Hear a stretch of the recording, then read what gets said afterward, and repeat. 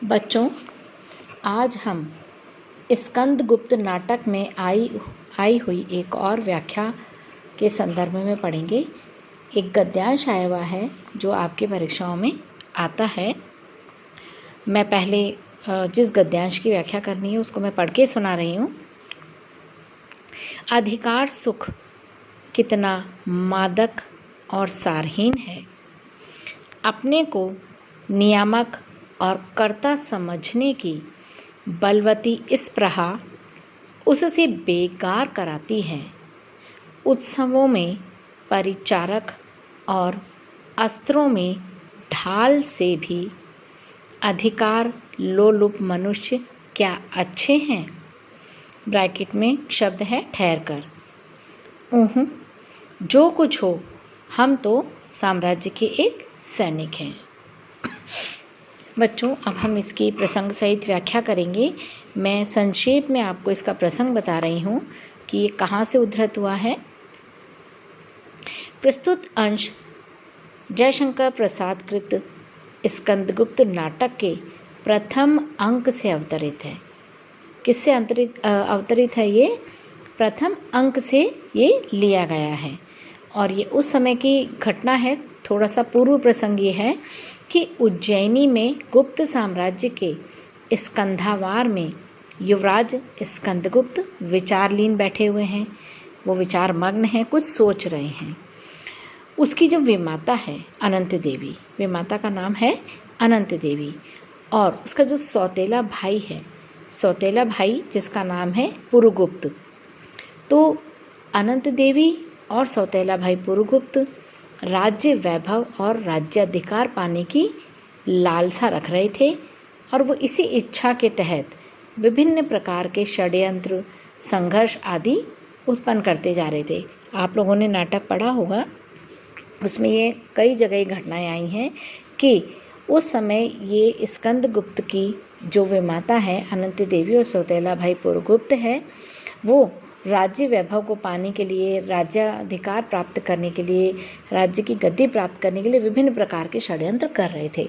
और ये वर्तमान में भी आप देखेंगे समीचीन है कि राजनीति ऐसी होती है कि गद्दी को हासिल करने के लिए व्यक्ति साम दाम दंड भेद सभी तरह की नीतियों को अपनाता है। तो प्रसाद जी ने उस राजनीति का चित्रण भी किया है। तो यही स्कंदगुप्त की यहाँ जो मनोदशा है, उसकी जो खिन्नता है, उसकी जो विचार लीनता है, मतलब वो जो सोच रहा है ना, तो वो यही कारण है कि विभिन्न प्रकार के षड्यंत्र रचे जा रहे थे, तो वो इन सब के बारे में सोच रहा था। और जब इस स्थिति में वो जो स्वगत कथन करता है, स्वगत कथन का मतलब होता है अपने आप कहना, स्वयं अपने आप में ही बात करना, मतलब किसी और से वार्तालाप नहीं कर रहा। स्वगत कथन है ये, तो अपने मनोद्वंद को प्रकट कर रहा है। और वो ये भी कहता है कि जो सृष्टि का प्रत्येक प्राणी है उसको अधिकार प्राप्त है, तो अधिकार पाने के लिए लालायित रहता ही है। लेकिन क्योंकि देखो व्याख्या शुरू है हमारी, अधिकार सुख कितना मादक और सारहीन है ना। अब यहाँ पर आप ये देखेंगे कि प्रत्येक प्राणी को अधिकार प्राप्त है कि वो अपनी गद्दी लेना चाहेगा, अपना हक लेना चाहेगा, अपना अधिकार लेना चाहेगा। और वो जब व्यक्ति का जो अहम है वो संतुष्ट तभी होता है जब उसको अधिकार मिल जाता है। तो जिस प्रकार से अधिकार लिप्सा जो होती है वो मदिरा के नशे के समान होती है, तो यहाँ पर स्कंदगुप्त इसी संदर्भ में बात कर रहा है। अब हम व्याख्या करेंगे।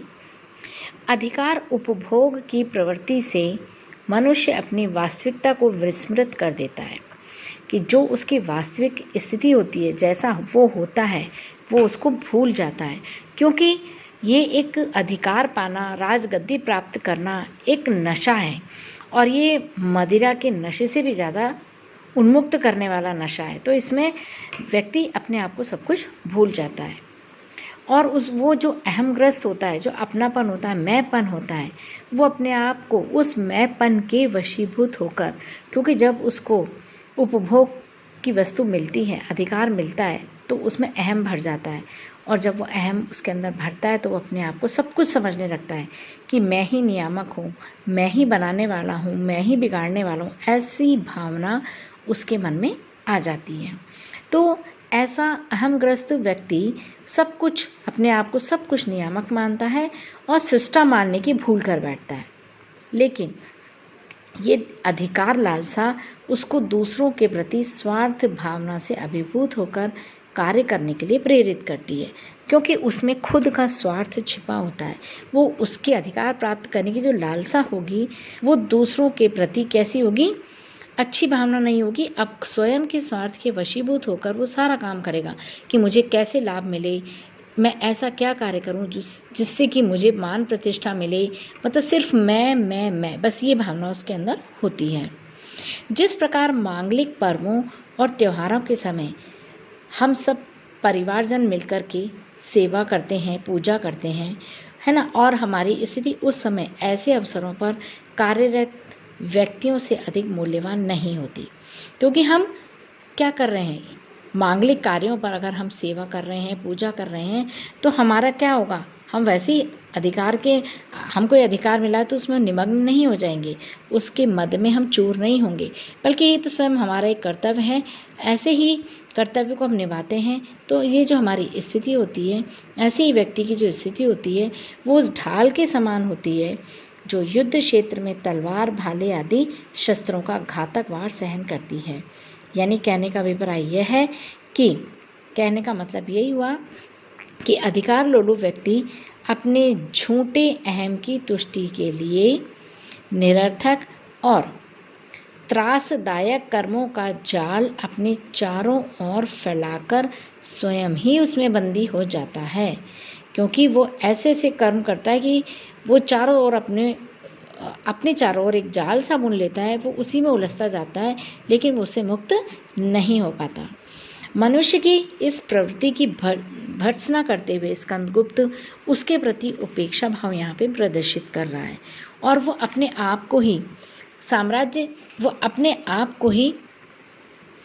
साम्राज्य का एक सैनिक मानता है, क्योंकि उसने पहले भी कहा है मैं मात्र सैनिक हूँ, मुझे इसकी कोई इच्छा नहीं है, गद्दी की मुझे कोई लालसा नहीं है। तो वो इस प्रकार की जो उसके अंदर भावनाएं हैं वो व्यक्त करता है, क्योंकि वो साम्राज्य का अपने आप को एक सैनिक ही मानता है। सैनिक का कर्तव्य क्या होता है, सिर्फ रक्षा करना।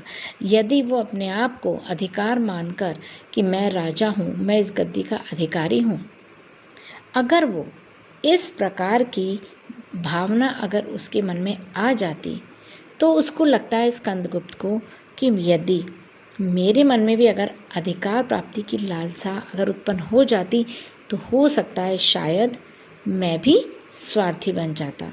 इसलिए वो इस स्वार्थ को अपने ऊपर हावी नहीं होने देना चाहता है, इसलिए वो अपने आप को एक सैनिक ही मानता है।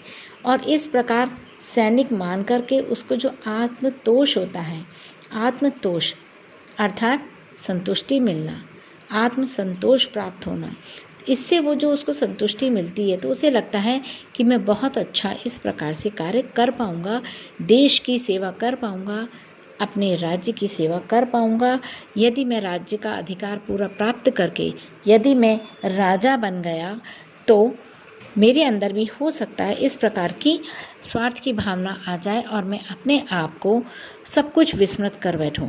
लेकिन यहाँ पे ये देखिए कि अधिकार, ये यहाँ पर स्कंदगुप्त ये भी व्यक्त कर रहा है कि अधिकार के सुख और उससे उत्पन्न जो मद है, जो नशा है, वो क्या होता है कि जब हम यथार्थ की भूमि पर आते हैं ना, जब हमारा नशा उतर जाता है, मतलब जब हमारी गद्दी छिन जाती है, वास्तविकता पर अगर हम आते हैं तो क्या होता है कि हमारा जब नशा समाप्त होता है तो हम क्या करते हैं, सुख और वो जो हमारा उत्पन्न जो से सुख और जो हमें उत्पन्न जो हमें नशा मिला था उससे हम धरातल पर आकर एकदम से ठंडे पड़ जाते हैं। यानी हमारा जब ये नशा उतर जाता है तो हमको वस्तु स्थिति का ज्ञान होता है।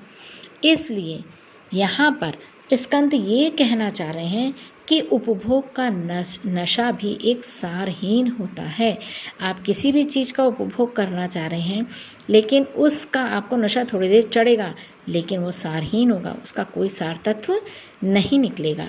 इसलिए स्कंद ये बताना चाहते हैं कि मनुष्य मात्र का जो अहंकार है, जो अहम है, वो भले ही क्षण भर के लिए संतुष्ट हो जाए कि मैं हूँ, मैं राजा हूँ, लेकिन उससे क्या होगा, स्थायी और वास्तविक आनंद हमें कभी भी प्राप्त नहीं होगा। इसलिए यहाँ इसमें ये कहना चाह रहे हैं कि अस्त्रों के ढाल से भी अधिकार लोलुप मनुष्य क्या अच्छे हैं। यानी वो ये बताना चाह रहे हैं कि अगर हम अस्त्र शस्त्र ले लें, युद्ध क्षेत्र में भी चले जाएं, तलवार भाले आदि शस्त्रों का हम प्रयोग भी करते हैं, तो उससे क्या होता है, राज्य प्राप्त करने के लिए आपको युद्ध करना पड़ेगा और युद्ध में आप क्या करोगे, जनहानि होगी। जनहानि होने से राज्य की भी हानि होगी, कितने परिवार उजड़ेंगे। इसलिए वो ये कह रहा है कि झूठा अहम जो है, राज्य की सीमा बढ़ाना, राज्य की सीमाओं को हम विस्तार दें और वहाँ हमारी पताका फहराकर हम ये कहें कि मैं इस राज्य का राजा हूँ, तो ये थोड़े समय के लिए है। लेकिन जिस प्रकार से आप ये भी देखो बच्चों, एक यहाँ ध्यान देने वाली बात है कि जिस प्रकार से अशोक ने जब वहाँ युद्ध भूमि में बहुत सारे स्वजनों को घिरे हुए कटे हुए हालत में देखा, मृत्यु को प्राप्त देखा, तो उनका मन एकदम से परिवर्तित हो गया था और उन्होंने बौद्ध धर्म को स्वीकार कर लिया था। तो यहाँ हम एक बात ये भी देखना चाहते हैं कि उस समय जयशंकर प्रसाद ने इस नाटक के माध्यम से जो वर्तमान में युद्ध की विभीषिका चल रही थी, स्वाधीनता आंदोलन चल रहा था, गरम और नरम दल दोनों भाग ले रहे थे, तो यहाँ एक प्रकार से हमें लगता है कि प्रसाद जी स्कंदगुप्त के माध्यम से अपने विचारों को व्यक्त करते हुए ये बताना चाह रहे हैं कि आज अधिकार सुख मिल गया है, अहम आ गया है। अंग्रेजों में जो अधिकार लेकर के बैठे हैं, ये पूरे भारत के मालिक बने हुए हैं, लेकिन जब वो यथास्थिति पे आएंगे, अर्थात जब उनको यहाँ से जाना पड़ेगा, तब क्या होगा। तो इसलिए वो ये यहाँ कहना चाह रहे हैं स्कंदगुप्त के माध्यम से कि आप कितना भी इसको गर्व अनुभव कर लो, संतुष्ट हो जाओ, आप अपने अहम को संतुष्ट कर लोगे, लेकिन यथास्थिति प्राप्त होने पर आप वहीं धरती पर आ जाओगे। इसलिए यहाँ स्कंद यही कहना चाहते हैं कि यही एक कारण है कि वो जो अधिकार लिप्सा है वो कर्तव्य पालन को अधिक महत्व प्रदान करता है, बल्कि अधिकार लिप्सा की भावना हमें छोड़ देनी चाहिए और अपने कर्तव्य का पालन करते रहना चाहिए। अब यहाँ आप विशेष में लिखेंगे कि यहाँ स्कंदगुप्त के मन में जो अनासक्त और निष्काम युक्त व्यक्तित्व को यहाँ व्यक्त किया गया है और स्कंद की जो अधिकारों के प्रति जो उदासीनता है वो हमें इस गद्यांश में दिखाई देती है। स्कंद के स्वगत कथन में हमको ये बात दिखाई देती है कि वो अधिकारों के प्रति उदासीन है और उनका जो प्रथम वाक्य है उसमें विरोधात्मक सौंदर्य को देखा जा सकता है। क्योंकि विरोध क्यों, अधिकार सुख को मादक और साथ ही सारहीन बताकर यही भाव सौंदर्य व्यंजित किया गया है।